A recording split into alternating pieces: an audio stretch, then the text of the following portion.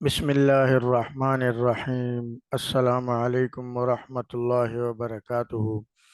امید ہے کہ تمام طلبہ و طالبات خیریت سے ہوں گے۔ آج کی اس ویڈیو میں ہم آپ کے لیے 12ویں جماعت کی اردو کی جو نئی کتاب ہے تو اس کی ایک غزل لے کر آئے ہیں میر تقی میر کی، اور یہ ان کی دوسری غزل ہے جس کا پہلا شعر ہے: تجاہل تغافل تساہل کیا، ہوا کام مشکل توکل کیا۔ سب سے پہلے آپ کے سامنے تعارف شاعر ہے، اسی کا سخن میں ہوا بول بالا، وہی تو ہے اردو غزل کا اجالا۔ میر تقی میر اردو زبان کے باکمال، اردو ادب کے بے مثال اور اردو غزل کے لازوال شاعر ہیں۔ آپ کا نام محمد تقی اور میر تخلص تھا۔ اکبر آباد آگرہ میں پیدا ہوئے۔ والد کا نام سید عبداللہ تھا، لیکن وہ علی متقی کی عرفیت سے مشہور تھے۔ میر اردو زبان کے واحد شاعر ہیں جنہیں خدائے سخن تسلیم کیا گیا ہے۔ میر فطری طور پر ایک شاعر پیدا ہوئے۔ ان کے دل میں شوق شعری، شعر گوئی ازلی تھا۔ ان کے متعلق کئی بزرگوں کی پیشن گوئی یہ تھی کہ وہ بہت بڑے شاعر ہوں گے۔ خواجہ میر درد کے والد خواجہ ناصر اندلیب نے انہیں ایک دفعہ کہا کہ اے میر، تو ایک دن شاعری کی محفل کی جان بنے گا۔ غزل ہے آپ کے سامنے، 6 نمبر 1 ہے: تجاہل تغافل تساہل کیا، ہوا کام مشکل توکل کیا۔ حوالہ شاعر ہے کہ یہ شعر میر تقی میر کی غزل سے لیا گیا ہے۔ آپ کو اردو ادب میں خدائے سخن اور شہنشاہ غزل کہا جاتا ہے۔ مرکزی خیال ہے: محبوب کی تجاہل عارفانہ کا شکوہ۔ مشکل الفاظ ہیں: تجاہل انجان پن، تغافل لاپرواہی، تساہل معنی تاخیر کرنا اور توکل معنی ہے بھروسہ کرنا۔ اس کی فنی خوبی مطلع ہے کیونکہ یہ غزل کا پہلا شعر ہے اور اس میں قافیہ، تساہل، توکل یہ بھی موجود ہیں اور کیا ردیف بھی اس میں موجود ہیں۔ تشریح اس غزل کے پہلے شعر کی: غزل کے اس مطلع میں شاعر اپنے محبوب سے مخاطب ہیں کہ تمہارے انجان پن اور لاپرواہی کی کوئی وجہ ہمیں سمجھ میں نہیں آتی۔ ہم نے اپنی زندگی تمہارے بھروسے اور توکل پر ڈال دی۔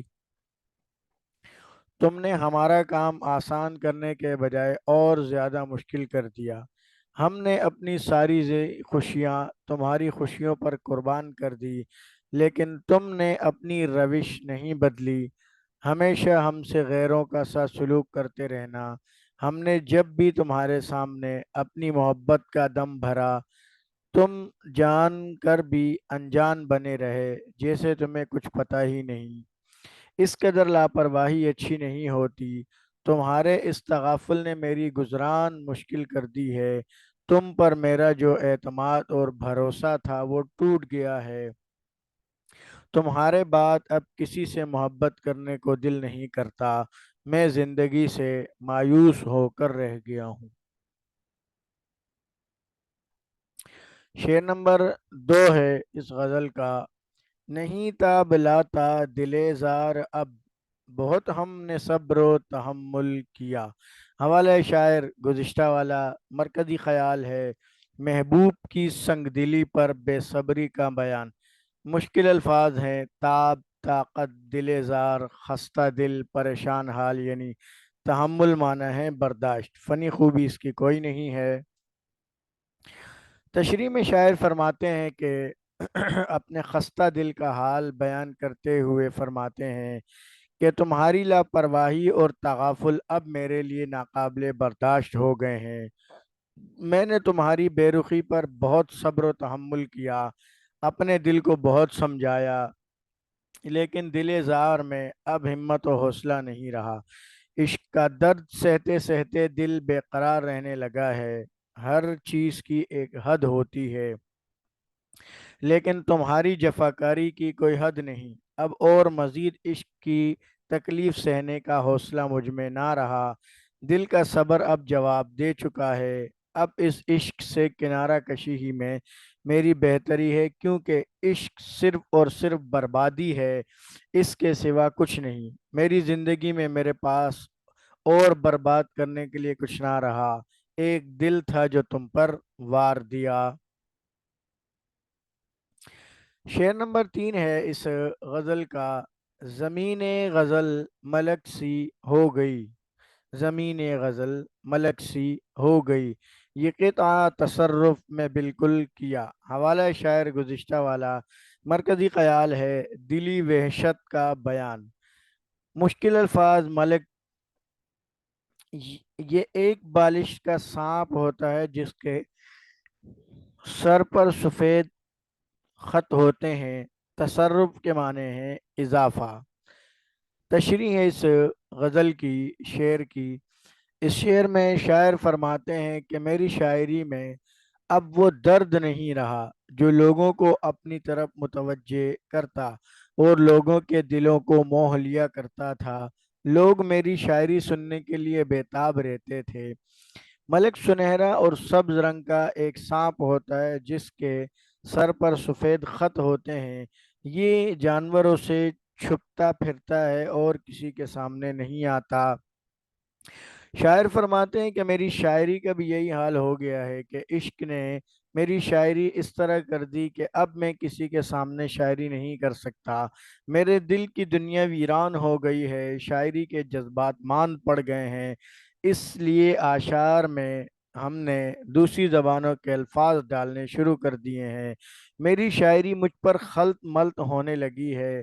اب میرے دل میں شاعری کے وہ جذبات نہ رہے جو عشق سے پہلے ہوا کرتے تھے۔ یعنی جیسی میں شاعری اپنے شوق اور جذبے سے عشق سے پہلے کیا کرتا تھا، عشق نے میرے اس شوق اور جذبے کو خراب کر دیا ہے اور اب وہ جذبہ نہ رہا۔ شعر نمبر 4 ہے اس غزل کا: جنوں تھا نہ مجھ کو نہ چپ رہ سکا، جنوں تھا نہ مجھ کو نہ چپ رہ سکا، کہ زنجیر ٹوٹی تو میں غل کیا۔ حوالہ شاعر گزشتہ والا، مرکزی خیال ہے خاموشی ٹوٹنے کا بیان۔ مشکل الفاظ ہیں جنون، معنی ہے دیوانہ پن، اور غل کے معنی ہے شور۔ اس شعر میں شاعر فرماتے ہیں کہ مجھے عشق کا کوئی جنون اور شوق نہیں تھا، نہ ہی میں عشق کی جھنجٹ میں پڑنا چاہتا تھا۔ میری زندگی میں پہلے سے درد و غم موجود تھے، حالات زندگی نے مجھے پہلے سے پریشان کر رکھا ہوا تھا۔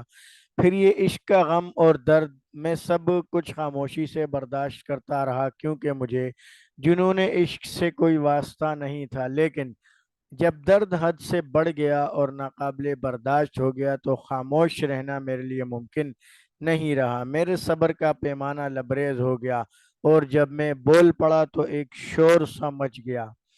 میری دکھ بھری کہانی بہت دور تک سنائی دینے لگی، ہر جگہ میری ہی کہانی کا چرچا ہونے لگا۔ یہ سب کچھ انتہائی دکھ اور تکلیف کی حالت میں ہوا، ورنہ میں یہ نہیں چاہتا تھا کہ لوگوں تک میری یہ کہانی اس انداز میں پہنچے۔ یعنی میں لوگوں کے سامنے اپنے دکھ کو بیان نہیں کرنا چاہتا تھا، لیکن حالات نے مجھے مجبور کر دیا۔ شعر نمبر 5 ہے اس غزل کا: نہ سوزے درو فصل گل میں چھپا، سرو سینہ سے داغ نے گل کیا۔ حوالہ شاعر گزشتہ والا، مرکزی خیال ہے درد دل کا بیان۔ مشکل الفاظ ہیں سوزے دروں، اندرونی حرارت و گرمی، سرو سیدھا لمبا ایک درخت ہے اور فنی خوبی اس کی کوئی بھی نہیں ہے۔ اس شعر میں شاعر فرماتے ہیں کہ دل میں اب وہ عشق و محبت کی چاہت نہ رہی، دل دنیا کے دکھوں اور غموں سے بھر چکا ہے، زندگی گزارنے کا اب کوئی سامان باقی نہ رہا، بس ہم زندگی کے دن پورے کر رہے ہیں، جینے کا اب ہمارے پاس کوئی مقصد नहीं रहा। इश्क ने दिल के सारे अरमानों को तोड़ कर रख दिया, बस अब वक्त हमें गुजार रहा है। सरू एक दरख्त है जो लंबा सा होता है, ये बिल्कुल सीधा ऊपर की तरफ जाता है। इसकी जड़ में अगर कोई खराबी पैदा हो जाए तो ये पूरा दरख्त जड़ से उखड़कर जमीन पर आ गिरता है।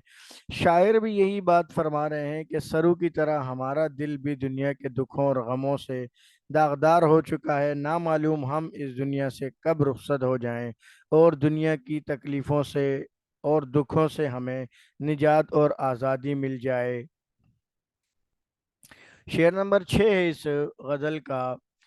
हमें शौक़ ने साहिबों खो दिया, हमें शौक़ ने साहिबों खो दिया, ग़ुलामों से उसके तवस्सुल किया। हवाला शायर गुज़िश्ता वाला मरकज़ी ख़याल है महबूब के दीदार का शौक़। मुश्किल अल्फाज हैं, तवस्सुल के माना है वसीला पकड़ना, और फ़नी खूबी इसकी कोई नहीं है। इस शेर की तशरीह में शायर फरमाते हैं कि हमने अपने महबूब की मुलाकात के इश्तियाक में क्या कुछ नहीं खोया, लाख जतन किए हमने महबूब से मिलने की आरजू में क्या क्या नहीं किया। जिंदगी का हमने बस एक ही मकसद बना रखा था, उस मकसद की खातिर हमने सब कुछ दाव पर लगा दिया। शब व रोज़ की परवाह किए बगैर हमने चाहा तो बस तुम्हें चाहा, हर वक्त तुम्हें सोचा, दुनिया की किसी चीज़ का हमें होश नहीं था। जिंदगी की सबसे बड़ी खुशी तुम्हें एक नज़र देख लेना था। तुम्हारे ग़ुलामों से हमने इसके लिए दोस्ती बनाई, उनके नाज नखरे बर्दाश्त किए, एक तुम्हारी मुलाकात के वास्ते कि किसी तरह तुम्हारा दीदार हो जाए। लेकिन तुम एक संग दिल इंसान हो, तुमने हमारे जज्बात व एहसासात का बिल्कुल ख्याल नहीं किया। तुम बिल्कुल अनजान बने रहे, जैसे हमारे और तुम्हारे दरमियान कोई ताल्लुक ही ना हो, और वही यानी दिल की हसरत बाकी रही कि मुलाकात जो है वो हो ही ना सकी। आखिरी शेर इस गज़ल का। हकीकत नमीर अपनी समझी गई, शबो रोज़ हमने तअम्मुल किया। मरकज़ी ख़याल है दुनिया की चमक दमक ने इंसान को मकसद ज़िंदगी से गाफिल कर दिया। मुश्किल अल्फाज हैं शब व रोज़, दिन रात, तअम्मुल, गौर व फ़िक्र करना, सोचना। फ़नी खूबी मक्ता है क्योंकि ये गज़ल का आखिरी शेर है और शायर ने इसमें अपना तखल्लुस नज़म किया है।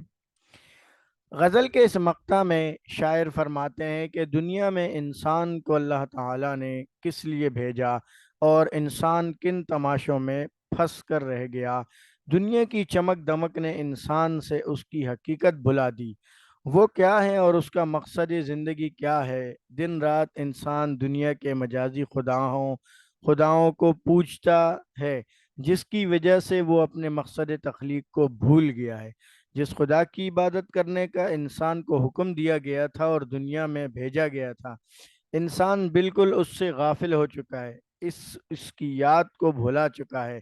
इंसान की हकीकत ये है कि उसे दुनिया में अल्लाह का नायब और खलीफा बनाकर भेजा गया। इस खिलाफत की कुछ जिम्मेदारियां हैं जिन्हें इंसान बिल्कुल फरामोश कर चुका है। तो इसी को मीर ने अपने आप को मुखातब करके तमाम इंसानों को ये बात बताई कि हमारी ज़िंदगी का मकसद क्या था और हम ज़िंदगी में मकसद लेकर क्या आए हैं। तो ये दूसरी गज़ल थी जो हमने आपके सामने उसकी तशरीह रख दी आसान अल्फाज में।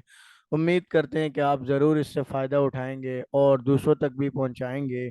अगली वीडियो तक के लिए इजाज़त दीजिए, दुआ में याद रखिएगा। चैनल को ज़रूर सब्सक्राइब करें ताकि हमारी अगली वीडियो आप तक पहुंच सके। दुआ में याद रखिएगा। अल्लाह हाफिज़।